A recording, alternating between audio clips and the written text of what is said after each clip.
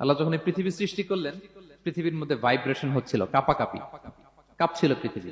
আল্লাহ পৃথিবীর কাঁপাকাঁপি বন্ধ করার জন্য এই পেরেকের মতো পাহাড়গুলোকে পৃথিবীতে ঠুকে দিলেন, কাঁপাকাঁপি বন্ধ হয়ে গেল। এই দৃশ্য দেখে ফেরেশতারা বলে, ইয়া রাব হাল মিন খালকিকা আশাদ্দু আলাল জিবাল। আল্লাহ, পাহাড়ের এত শক্তি, পৃথিবী কাঁপতেছিল, পাহাড় আপনি ঠুকে দিলেন, পৃথিবীর কাঁপাকাঁপি বন্ধ হয়ে গেল।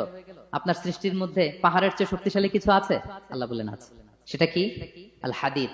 আল্লাহ বললেন সেটা লোহা, কারণ লোহা দিয়ে পাহাড় কাটা যায়, ঠিক কিনা? লোহার কথা শুনে ফেরেশতারা অবাক, লোহা পাহাড়ের চেয়ে শক্তিশালী? ফেরেশতারা প্রশ্ন করলো, ইয়া রাব্বি হাল মিন খালকিকা আশাদ্দু মিনাল হাদিদ।